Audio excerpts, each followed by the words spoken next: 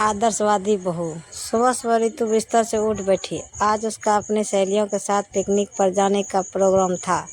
रात में उसकी सास वंदना ने झोले बनाकर फ्रिज में रख दिए थे। सुबह जल्दी उठकर वे उसके लिए पूरी बनाने वाली थी। रितु ने आंखें बंद की और ईश्वर को धन्यवाद दिया कि उसे इतना अच्छा घर मिला। रितु की माँ नहीं थी, हालांकि पापा ने उसे माँ बाप दोनों का प्यार दिया, फिर भी उसके मन में माँ के महत्व की चाह सदैव बनी रही। शादी के बाद उसकी चाह पूरी हो गई। रितु ने किचन में जाकर 2 कप चाय बनाई। मम्मी उठिए, मुझे देर हो जाएगी। ज्यों ही उसने सीने से मम्मी के बाह पे हाथ रखा, वो कांप गई। मम्मी का बदन तेज बुखार में तप रहा था। रितु ने उनका माथा छुआ और तेजी से अपने बेडरूम में आई। ध्रुव को झिझोड़ते हुए बोली, ध्रुव उठो, देखो मम्मी को कितना तेज फीवर है। ध्रुव तुरंत उठकर मम्मी के कमरे में चल दिया। रितु ने अपनी फ्रेंड नेहा को फ़ोन किया और बोली, हेलो नेहा, सॉरी मैं आज पिकनिक पर नहीं जा सकूंगी, मेरी सास की तबीयत खराब है। अरे यह क्या कह रही हो तुम, सब तैयार है और एन वक्त पे तुम प्रोग्राम कैंसिल कर रही हो। आज संडे है, ध्रुव तो घर पर ही रहेंगे ना, वह अपने मम्मी को देखभाल कर लेंगे। नेहा ने कहा, तुम ठीक कह रही हो नेहा, पर मम्मी की बीमार छोड़कर मैं पिकनिक पर नहीं जाऊंगी। प्लीज रितु, ज़्यादा आदर्शवती बहू मत बनो, सारा मजा किरकिरा हो जाएगा। नेहा खींचकर बोली, सॉरी नेहा, फिर कभी सही, कहकर रितु ने फ़ोन काट दिया। थोड़ी देर बाद मम्मी भी जग गई। वो उठने को हुई तो रितु बोली, मम्मी लेटी रहिए। उसकी बात को अनसुना कर छीन सी आवाज़ में बोली, अभी तक तैयार भी नहीं हुई है, चलो मैं पूरी बना दूं। मम्मी आप आराम कीजिए, मैं पिकनिक पर नहीं जा रही हूँ। थोड़ी देर बाद ध्रुव डॉक्टर को बुला लाएंगे, तब तक आप गर्म चाय के साथ बिस्किट ले लीजिए।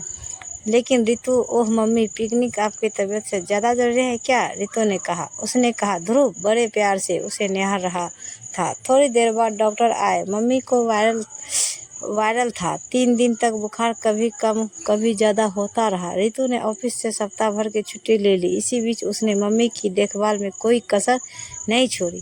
चौथे दिन दोपहर में खाना खाकर मम्मी सो गई।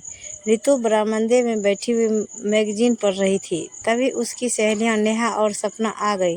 अरे तुम लोग, मुस्कुराते हुए रितु ने उनका स्वागत किया। नेहा बोली, हमने सोचा तुझे तो अपनी सास की सेवा फुर्सतें नहीं है, हम ही मिल आए हैं।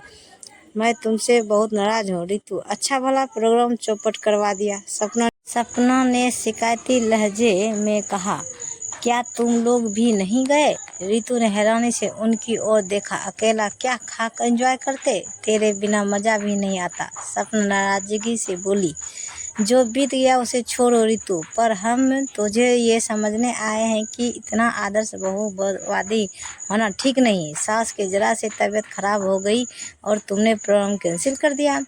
सहेलियों की बातें सुनकर रितु ने कहा, नेहा कैसी बातें कर रही हो, मम्मी का ख्याल मैं नहीं रखूंगी तो कौन रखेगा? वास्तव में भूल तुम लोगों की भी नहीं है। बचपन से ही लड़की के मन में सास की असंवेदनशील नारी की इमेज होती है और पूर्वाग्रहग्रस्त लड़की जब ससुराल में कदम रखती है तो सास से दूरी बनाकर रखती है। मैंने बचपन में ही अपनी माँ को खो दिया था। मन में आस थी कि अपनी सास से माँ का प्यार मिलेगा और मम्मी ने मेरी इस आस को पूरा कर दिया। मैं तो यही जानती हूँ कि निस्वार्थ भाव से प्यार दोगे तो प्यार जरूर मिलेगा। मम्मी ने जीवन में बहुत संघर्ष किया है, बहुत दुख सहे हैं। तुम लोग कभी उनकी डायरी पढ़ो तो तुम्हें एहसास होगा। मम्मी डायरी लिखती है, हमें भी दिखाओ, सपना ने कहा। रितु कमरे में से एक डायरी उठा लाई और अपनी सहेलियों को देते हुए बोली, तुम लोग डायरी पढ़ो, तब तक मैं बढ़िया सा नाश्ता बनाती हूँ। नेहा और सपना मम्मी की जीवन गाथा पढ़ने बैठ गई। मैं वंदना माथुर प्रेम विवाह को सुख की गारंटी समझ बैठी थी, पर मेरे पति समीर का मन किसी मरुभूमि की तरह था जिसमें प्यार की कोपलें खिल ही नहीं पाई। विवाह को 6 माह ही बीते होंगे कि हम दोनों में टकराव की स्थिति पैदा होने लगी। उनके उग्र और शक्की स्वभाव के कारण आए दिन में तनाव रहता। मैं पब्लिक स्कूल में इंग्लिश की अध्यापिका थी। स्कूल से घर लौटने में थोड़ी भी देर हो जाती तो मैं सवालों के कटघरे में खड़ी कर दी जाती थी। मैं जितनी संवेदनशील थी वो उतना ही भावशून्य थे। ध्रुव के जन्म के बाद मुझे लगा था कि स्थिति में सुधार होगा, लेकिन यह आशा भी छलावा थे। घर के झगड़ों की आशा धीरे धीरे ध्रुव पर पड़ने लगा था। वह अधिकांश समय सहमा रहता था। दूसरे समान बच्चों की तरह ना तो शोर मचाता था, ना ही खेल कूद में अधिक रुचि लेता था। वक्त सरकता गया और हमारे बीच की दूरी उस समय एक गहरी खाई में बदल गई।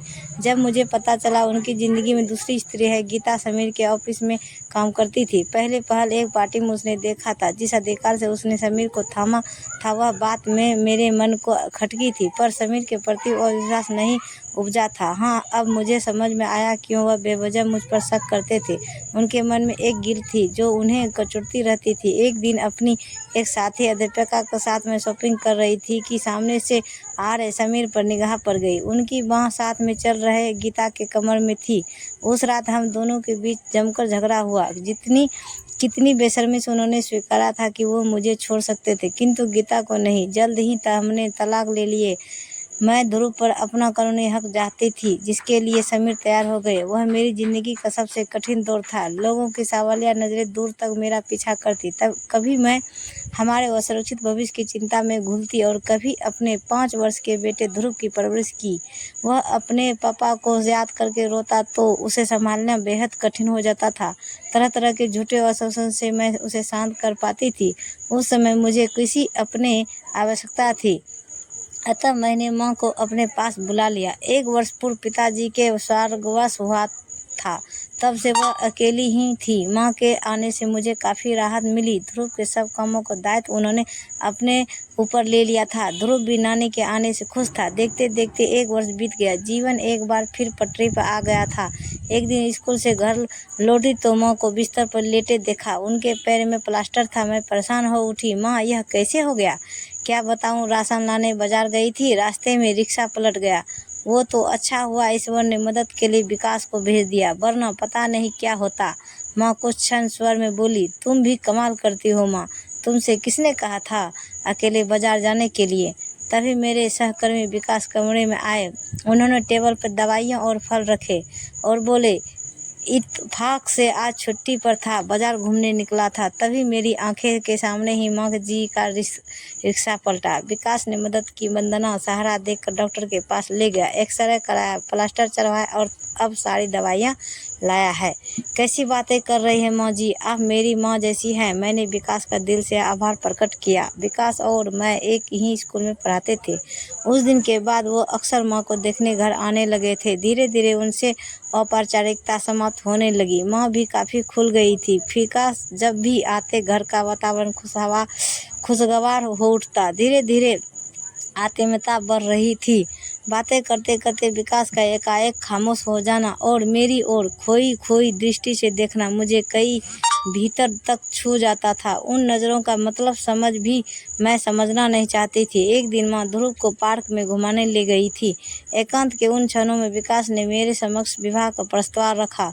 मैं हैरत में पड़ गई थी। सोच समझ कर संयत स्वर में जवाब दिया था, दूसरे विवाह के बारे में तो मैंने कभी सोचा ही नहीं। यूं भी आप अविवाहित हैं और मैं एक बेटे की माँ, ऐसा कैसे संभव है?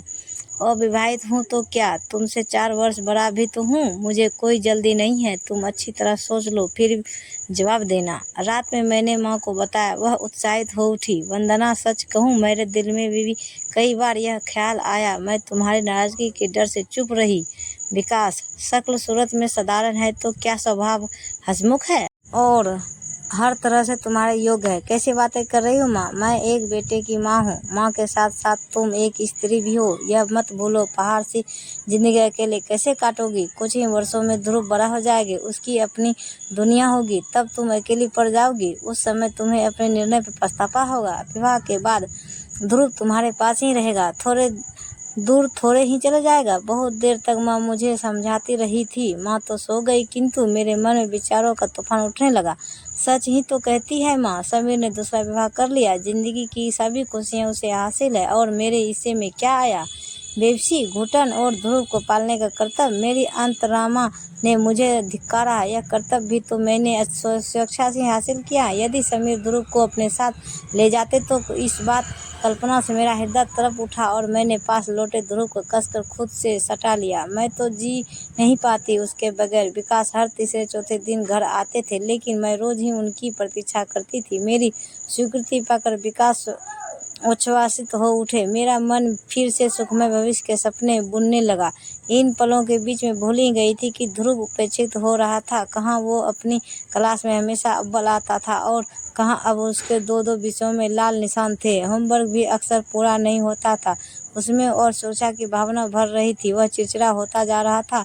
नए बने रहे संबंधों को उष्णता से मेरी दृष्टि को धुंधला कर दिया था। एक दिन विकास के साथ बाहर घूमने का प्रोग्राम था। मैं तैयार हो रही थी, तभी रोहन सा ध्रुव मेरे पास आया। आंखों में उमड़ आए आंसुओं को पीते हुए बोला, मम्मी मैं भी तुम्हारे साथ चलूंगा। मैं काम से जा रही हूँ बेटे, तुम्हारे लिए ढेर सारे चॉकलेट लाऊंगी। तुम तब तक नानी से के पास बैठकर पढ़ो। नहीं पढ़ना मुझे, और चॉकलेट भी नहीं चाहिए। मैं बस तुम्हारे साथ चलूंगी मम्मी। गुस्से में आवेग वह पैर पटक कर चिल्लाया। फिर न जाने के क्या हुआ, मेरा पल्ला पकड़ कर फुट फुट कर रो पड़ा। मैं कर्तव्य में सी खड़ी रह गई। उसका इस तरह का व्यवहार मेरे लिए अप्रत्याशित था। मैंने प्यार से उसे बालों पर हाथ फिरा बोली, अच्छा रोना बंद करो और तैयार हो जाओ। मुझे लगा ध्रुव को साथ ले जाना अच्छा रहेगा। धीरे धीरे वह विकास के साथ सहज महसूस करने लगेगा, किंतु जैसे सोचा वैसा कुछ भी ना हुआ। विकास चुप्पी साधे बैठे रहे। रेस्तरां में काफी पीने बैठे तो मैंने टोका, इतना खामोश रहता था तो आए ही क्यों थे। वह कुछ क्षण मुझे देखते रहे, बोले, अब तुम ही बताओ इसके सामने क्या बोलूं, इसे साथ लाने की क्या आवश्यकता थी। सुनकर मेरे मन को ठेस लगी। वह चाहते तो उसी दिन उसके और अपने बीच की दूरी को कुछ कम कर सकते थे। कई बार उसने कह चुकी थी उनका ध्रुव के साथ घुलना मिलना जरूरी था, तभी वह उन्हें पिता के रूप में स्वीकार करेगा। उसके अगले रविवार को विकास आए और बोले, वंदना जल्दी से तैयार हो जाओ, तब तक मैं ध्रुव को घुमा लाता हूँ, अन्यथा यह भी तुम्हारे पीछे लगेगा। विकास के आखिरी शब्द से मेरे हृदय को बिंद गए। जबरन ठेल कर ही भेजा था मैंने ध्रुव को, वह तो जाना नहीं चाहता था। रात में विकास के साथ खाना खाकर लौटी तो माँ ने बताया कि ध्रुव जब से लौटा है ना तो कुछ भी बात कर रहा है, ना ही कुछ खाना खाया। मैंने सोचा मेरे अकेले बाहर चले जाने के वजह से मुझसे नाराज होगा, इसलिए उसे मनाने के लिए मैं उसके पास लेटी, लेकिन वह उठ गया और माँ के पास जाकर लेट गया। और कोई और समय होता तो मैं उसे मान कर ही दम लेती, किंतु उस दिन मैं ऐसा कुछ भी न कर पाई। एक अजीब सा अपराध बोध मन में घेरे हुए थे, जिससे चाहकर भी खुद को मुक्त नहीं कर पा रही थी। अगले ही दिन स्कूल के प्रिंसिपल वर्मा जी ने मुझे बुलवाया। मेरे पहुंचते ही उसने प्रश्न दाग दिया, आजकल ध्रुव को क्या होता जा रहा है? वंदना, उसे क्या हुआ है सर? कुछ भी तो नहीं? वर्मा जी गौर से मुझे देखते हुए बोला, दो विषयों पर फेल है वो, और तुम कह रही हो कुछ भी नहीं हुआ। स्कूल के सबसे मेधावी छात्रों में से उसका नाम गिना जाता था। उसका व्यवहार भी असामान्य होता जा रहा है। उसकी क्लास टीचर का कहना है कि क्लास में तो यह गुमसुम रहता है और बेवजह साथियों से झगड़ा करने लगता है। मुझे लगता है कि उसके मन में कोई बात है जो वह खुलकर कह नहीं पा रहा है, कोई गांठ है जो बड़ी होती जा रही है। देखो बेटी, मैं यह बात एक प्रिंसिपल की हैसियत से नहीं वरना एक बुजुर्ग की हैसियत से कह रहा हूँ। वो बच्चों स्वयं को अधूरा और असुरक्षित महसूस करते हैं, जिन्हें जीवन में माँ और पिता दोनों का प्यार नसीब नहीं होता। ध्रुव के सिर पर भी उसके पिता का हाथ नहीं है, ऐसे में तुम्हारा दायित्व दोगुना हो जाता है। तुम्हें उसके मन को समझना होगा। वंदना, बच्चों को पालना, पढ़ा लिखा कर अच्छा इंसान बनना एक तपस्या है, जिसमें अपनी बहुत सी इच्छाओं की आहुति देनी पड़ती है, तभी तपस्या फलित होती है। वर्मा जी ने मेरे सोए हुए विवेक को जगा दिया। स्कूल में सारा दिन बेचैनी सी रही। शाम को मैंने उसे नए कपड़े पहनाकर तैयार किया तो बोला, मम्मी हम घूमने जा रहे हैं। हाँ बेटा, क्या अंकल के साथ? उसने चकित होकर पूछा। नहीं, बस मैं, तुम और नानी, ठीक है ना?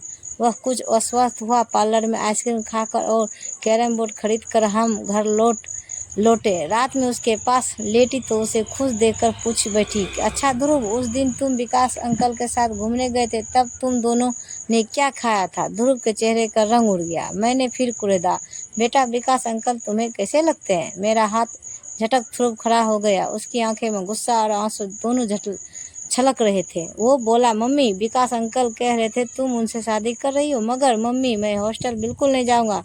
हॉस्टल? तुमसे किसने कहा कि तुम हॉस्टल में रहोगे? इस नई बात ने मुझे अचंभित कर दिया। अंकल ने उस दिन कहा था कि हॉस्टल बहुत अच्छी जगह होती है, हम तुम्हें वहीं रखेंगे। पापा को छोड़कर चले ही गए। अब तुम भी चले जाओगे, मगर मैं कहीं नहीं जाऊंगा, यही रहूंगा नानी के पास। मेरा चेहरा फक पड़ गया। अगले दिन विकास आए तो मैं उत्तेजित होकर बोली, तुमने ध्रुव से कहा था कि उसे हॉस्टल में रहना होगा? मैं सोच भी नहीं सकती थी तुम मेरे बच्चे को दूर करने की सोच रहे हो। जानते हो ध्रुव इन दिनों स्वयं को कितना असुरक्षित महसूस करने लगा है।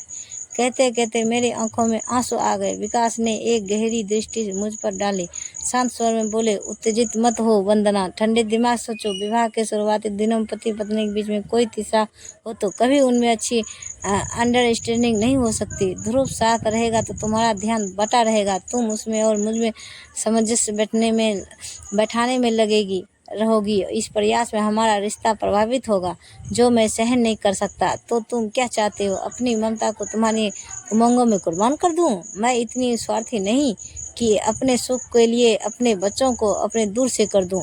मेरी बातें से विकास का मूड उखड़ चुका था। गुस्से में वो बोले, तुम्हें अपने लिए पति की नहीं बल्कि मेरे अपने बच्चे के लिए पिता की आवश्यकता है। मेरे पति भी वही इंसान बन सकता है जो मेरे बेटे को बाप का प्यार दे सके, उसे घर से दूर करने की ना के सोचे। पहले ही तुम्हारे मन भावों को पता चल जाता तो मैं कभी इस राह पर आगे न बढ़ती। विकास उठकर चले गए। तब मैंने देखा दरवाजे की आड़ में ध्रुव खड़ा था। उसे अपने सीने से लगाकर फुट फुट कर रो पड़ी। मम्मी, मैं तुम्हारा बहुत ख्याल रखूंगा, हमेशा कहना मानूंगा। रुंधी आवाज में कहे उसके शब्दों ने मेरी आत्मा तक को झकझोर दिया। माँ मेरे नजदीक आ बैठी, उनके कंधे पर सिर रखकर बोली, तुम बताओ माँ, समीर तो छोड़कर चला ही गया, अब क्या अपनी ममता से भी इसे महरूम कर दूं? नहीं वंदना, तुमने बिल्कुल ठीक किया। ऐसा पोषण हृदय व्यक्ति तुम्हें भी खुश नहीं रख सकता था। इसके बाद मैंने अपने जीवन की पुस्तक से विकास का ध्यान निकाल फेंका। भविष्य में फिर कभी भी भटकाव की स्थिति पैदा नहीं हुई। अब जीवन में एक ही उद्देश्य था, ध्रुव को उस शिक्षा दिलाकर एक अच्छा इंसान बनाना। समय आगे बढ़ता रहा और अपनी मेहनत और लगन से एक दिन वह भी दिन आया जब ध्रुव सॉफ्टवेयर इंजीनियर बन गया। उसे एक प्रसिद्ध बहुराष्ट्रीय कंपनी में नौकरी मिल गई थी। रितु ध्रुव के साथ उसी कंपनी में नौकरी करती थी। मुझे पता चला वो दोनों एक दूसरे को चाहते हैं और तो मैंने उन्हें प्रेम बंधन में बांधने में विलम्ब नहीं किया। चांद सी सुंदर बहू घर में आ गई थी। आज सुबह मैंने सुना ध्रुव रितु से कह रहा था कि मैं 5 वर्ष का था जब पापा हमें छोड़कर चले गए। मम्मी ने सारा जीवन संघर्ष किया। रितु आवाज में, जो कुछ भी हूँ उन्हीं के तपस्या के प्रति फूल हूँ। यदि तुम वास्तव में मुझे प्यार करती हो तो मुझे एक वचन दो, मम्मी का सदैव ख्याल रखोगी, उन्हें कभी अकेलापन की त्रासदी झेलनी पड़े। वास्तव में मेरी आंखों से आंसू बह निकले। आज मेरी तपस्या फलित हो गई है। डायरी समाप्त हो चुकी थी। नेहा, सपना और निधि खामोश बैठी अपने विचारों में तल्लीन थी। तभी नाश्ता के लिए रितु कमरे में आई। क्या तुम दोनों ने डायरी पढ़ ली? नेहा बोले, हाँ रितु, तुमने सच ही कहा था। अपने पूर्वाग्रह के पैमाने से ही हम रिश्तों को मापने लगते हैं। अब हमें एहसास हो रहा है कि रिश्तों के प्रति हमारा नजरिया कितना संकुचित था। वास्तव में तुम्हारे मम्मी और उनकी तपस्या पूजनीय है। रितु का चेहरा सहेलियों की बातें सुनकर खुशी से खिल उठा। उसे लगा अगर प्रत्येक इंसान इसी तरह से अपने दृष्टिकोण को बदलकर रिश्तों को आत्मीयता से अपना ले तो जीवन कितना आनंदपूर्ण और सहज हो जाता है। तो गाइज, ये कहानी आपको सुनकर कैसा लगा कमेंट करें और शेयर करें। बाय बाय गाइज, मिलते हैं अगले वीडियो के साथ।